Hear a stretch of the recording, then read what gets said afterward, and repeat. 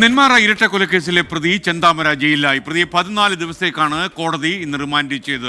ഭാര്യ പിണങ്ങിപ്പോയതിന് കാരണക്കാർ സുധാകരന്റെ കുടുംബമെന്ന സംശയമാണ് ഈ കൊലപാതകങ്ങൾക്കെല്ലാം കാരണമായതെന്നാണ് പ്രതി പറയുന്നത്. തന്നെ 100 കൊല്ലം ജയിലിൽ അടയ്ക്കണമെന്ന പ്രതി കോടതിയോട് കേണപേക്ഷിച്ചു. കുറ്റകൃത്യം നടത്തിയതിന്റെ സംതൃപ്തിയാണ് പ്രതിക്കെന്ന് റിമാൻഡ് റിപ്പോർട്ടിൽ പോലീസ് പറയുന്നു.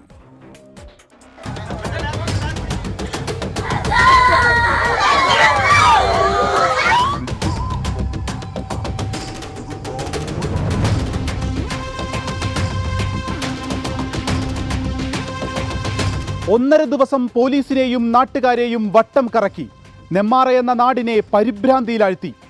ചെന്താമര എന്ന കൊടും കുറ്റവാളിയുടെ ചെയ്തികളറിഞ്ഞ കേരളമാകെ പല്ലിറുമി.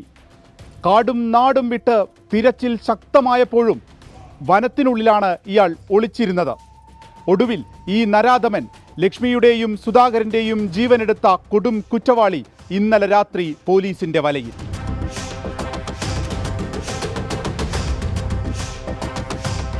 വിശപ്പ് സഹിക്കാനാകാതെ ഇന്നലെ രാത്രിയോടെ തറവാട്ട് വീട്ടിലേക്ക് മടങ്ങിയെത്തി ചെന്താമര.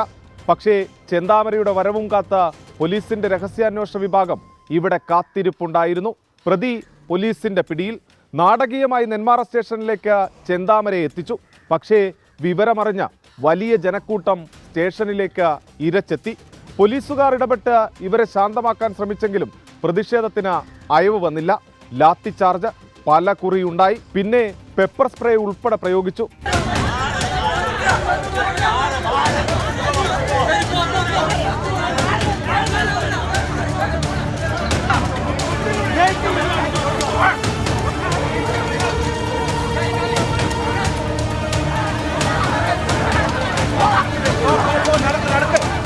മാധ്യമങ്ങൾക്ക് മുന്നിലും ലോക്കപ്പിനുള്ളിലും ഭാവഭേദ വ്യത്യാസമില്ലാതെ പ്രതി ചെയ്തു കൂട്ടിയതെല്ലാം ലെവലേശം കുറ്റബോധമില്ലാതെ ചെന്താമര പോലീസിനോട് വിവരിച്ചു.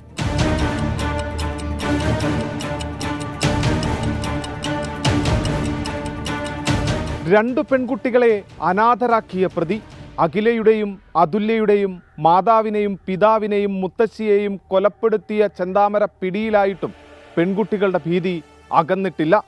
എല്ലാം പോയില്ലേ, ഞങ്ങൾക്കിനി ആരുമില്ല, ഒന്ന് കൊല്ലും അയാളെ, അല്ലെങ്കിൽ നാട്ടുകാർക്ക് വിട്ടുകൊടുക്കുക. ഇനിയും അയാളെ സംരക്ഷിച്ച് വെക്കണ്ട, കൊന്നാ മതി. കൊല്ലും കൊല്ലും കൊല്ലും തന്നെയാ പറയണത്. പിന്നെയും അയാളെ എന്തിനാ ഇതിപ്പോൾ ഭക്ഷണമൊക്കെ വാങ്ങിച്ചു കൊടുത്ത് അയാളെ നല്ലപോലെ സംരക്ഷിക്കുന്നുണ്ട്. എനിക്ക് തോന്നണില്ല ഇനി അയാൾക്ക് തൂക്കുകയർ കിട്ടുന്നൊന്നും എനിക്ക് തോന്നണില്ല. പിന്നെയും അയാളെ ഇറക്കി പിന്നെയും 4 കൊല്ലം കഴിയുമ്പോൾ പിന്നെയും അയാൾ ആരെങ്കിലും ഇങ്ങനെ കൊന്നുകൊണ്ടേയിരിക്കും.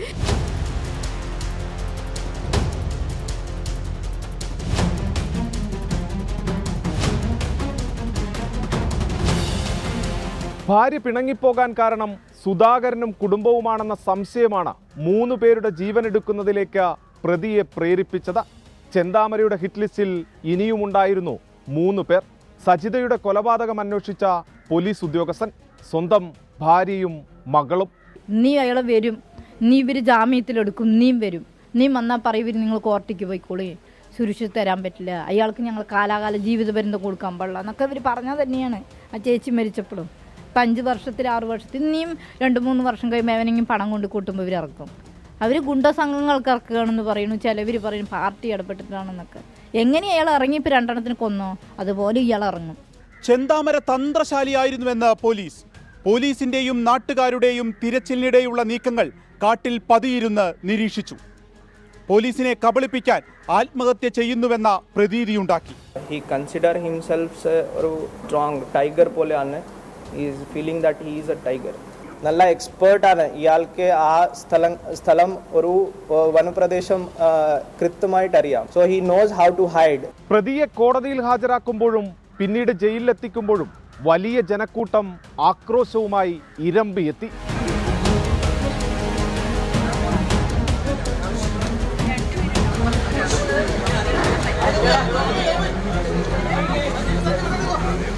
കോടതിക്കുള്ളിലും പുറത്തും ചെന്താമരയ്ക്ക് യാതൊരുവിധ ഭാവവ്യത്യാസവും ഉണ്ടായിരുന്നില്ല. പദ്ധതി കൃത്യമായി നടപ്പാക്കിയതിന്റെ സന്തോഷം പ്രതിക്കുണ്ടായിരുന്നുവെന്ന് റിമാൻഡ് റിപ്പോർട്ടിൽ തന്നെ പറയുന്നു. കുറ്റം സമ്മതിച്ച പ്രതി ഇനി കുടുംബത്തിലേക്ക് തിരിച്ചു പോകാൻ കഴിയില്ലെന്നും തന്നെ 100 വർഷം ശിക്ഷിക്കണമെന്നും കോടതിയിൽ പറഞ്ഞു.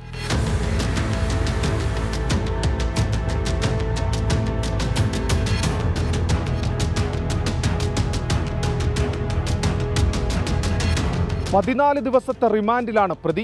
ജനരോഷം അടങ്ങിയ ശേഷം കസ്റ്റഡിയിൽ വാങ്ങി ചോദ്യം ചെയ്യാനും തെളിവെടുപ്പ് നടത്താനുമാണ് പോലീസിന്റെ നീക്കം. കൊലപാതകം തന്നെ പുനരാവിഷ്കരിക്കും. പ്രതി പുറത്തിറങ്ങിയാൽ ഒരു നാടിനു തന്നെ ഭീഷണിയെന്നാണ് പോലീസിന്റെ റിമാൻഡ് റിപ്പോർട്ടിൽ പറയുന്നത്. ഈ എഴുതി വച്ചതൊന്നും മറക്കരുത്. ആരുടെയും കണ്ണുനീരിനു മുന്നിൽ നാളെ നമ്മുടെ നിയമപാലകർ പ്രതിക്കൂട്ടിലാകാതിരിക്കട്ടെ. ടീം 24 നെന്മാറ. ചെന്താമര അനാഥമാക്കിയ 2 കുട്ടികളില്ലേ, ആ കുട്ടികളുടെ വികാര വിക്ഷോഭം അത് വെറും വികാരപരമാണെന്ന് നമുക്ക് എഴുതിത്തള്ളാം. എന്നാൽ ആ കുട്ടികൾക്ക് ആരും ഇല്ലാതായി, അനാഥരായ ആ കുട്ടികൾ അക്ഷരാർത്ഥത്തിൽ. അതൊക്കെ ശരിക്കും നമ്മുടെ ജാമ്യ വ്യവസ്ഥയിലും അതേപോലെ നമ്മുടെ നിയമപാലകർക്കുണ്ടായ പരാജയവുമൊക്കെ അതൊക്കെ തന്നെയാണ് വിളിച്ചു പറയുന്നത്. ഈ കുട്ടികൾക്ക് ഇനി ആരാണുള്ളത് എന്ന ചോദ്യം ചോദിക്കുമ്പോഴാണ് ഈ നമ്മുടെ പോലീസ് സ്റ്റേഷനുകൾക്ക് പറ്റിയ വീഴ്ചയുടെ ഗൗരവം നമ്മൾ മനസ്സിലാക്കുന്നത്. ഇനി കൊല ചെയ്യാൻ ഇയാളെ അനുവദിക്കില്ല എന്നാരാണ് ഉറപ്പ് കൊടുക്കുക? ഇതൊക്കെ ചോദ്യമാണ്. നമ്മുടെ പ്രേക്ഷകർക്കും ഇതിനകത്ത് വലിയ അസംതൃപ്തിയുണ്ട്. ഈ ചെന്താമരയെ ജീവനോടെ നാട്ടുകാർക്ക് കൈമാറണമെന്ന് പറയുന്ന ഒരുപാട് പ്രേക്ഷകർ നമ്മുടെ യൂട്യൂബിൽ കമൻറ്റ് ചെയ്യുന്നു. പക്ഷേ നമ്മുടെ നിയമവ്യവസ്ഥയിൽ നമുക്കതൊന്നും പറയാൻ പറ്റില്ല. നിയമത്തെ നമ്മൾ ആദരിക്കുക തന്നെ വേണം. നിയമം അതൊന്നുമല്ല പറയുന്നത്. അയാൾക്ക് കുറ്റവിചാരണ നടത്തി നിയമം അനുശാസിക്കുന്ന പരമായ ശിക്ഷ വാങ്ങിക്കൊടുക്കുകയാണ് വേണ്ടത്. പ്രസാദ് പറയുന്നു, കേരളം ദൈവത്തിൻ്റെ നാട്, ഇപ്പോൾ ചെകുത്താൻ്റെയും മന്ത്രവാദികളുടെ നാട്. ഒരു മന്ത്രവാദി ഉണ്ടല്ലോ, ഒരു ജ്യോത്സ്യൻ, അയാൾ പറഞ്ഞില്ലേ, നീളമുള്ള മുടിയുള്ള ഒരു സ്ത്രീ പറഞ്ഞതാണ് ഈ പ്രശ്നത്തിനെല്ലാം കാരണം. സജിതയുടെ കൊലപാതകത്തിലേക്ക് വഴിതെളിച്ച വെളിപ്പെടുത്തലാണത്. ഈ 2 കൊലപാതകത്തിലേക്കും നീണ്ടുപോയ ഈ വെളിപ്പെടുത്തൽ, ഇത് ചെയ്ത ജ്യോത്സ്യൻ, ഈ മന്ത്രവാദി ആരാണെന്ന് പോലീസിന് അറിയാമോ എന്ന് എനിക്കറിയില്ല. അഞ്ജന പറയുന്നു, good evening SKN. Good evening എന്ന് എനിക്ക് പറയാൻ വിഷമം. ചെന്താമരയെ പിടിച്ചത് സന്തോഷം, പക്ഷേ അയാളെ കൊല്ലണം, അതാ വേണ്ടത്. ആ കുട്ടികൾക്ക് നീതി കിട്ടണം എന്ന് പറയുന്നു. അതുകൊണ്ട് ആ കുട്ടികൾക്ക് നീതി കിട്ടുമോ എന്ന് എനിക്കറിയില്ല. നമ്മൾ മാത്രമല്ല, അങ്ങനെ അക്രമത്തെ നമുക്ക് പ്രോത്സാഹിപ്പിക്കാൻ കഴിയില്ല. ഒരു മാധ്യമത്തിൻ്റെ പരിമിതി മാത്രമല്ല, നിയമവ്യവസ്ഥയുള്ള ഒരു രാജ്യത്താണ് നമ്മൾ ജീവിക്കുന്നത്. അതുകൊണ്ട് തന്നെ നമ്മൾ നിയമത്തിന് കീഴടങ്ങുക തന്നെ വേണം. അയാൾക്ക് നല്ല കൃത്യമായി ഈ കുറ്റകൃത്യം അന്വേഷിച്ച് കണ്ടുപിടിച്ച് ഈ 3 കൊലപാതകത്തിലും അയാൾക്ക് പരമാവധി ശിക്ഷ, പറ്റുമെങ്കിൽ തൂക്കുകയർ തന്നെ വാങ്ങിക്കൊടുക്കാൻ നമ്മുടെ നിയമ സംവിധാനത്തിന് കഴിയട്ടെ എന്നാണ് നമ്മൾ പ്രത്യാശിക്കുന്നത്.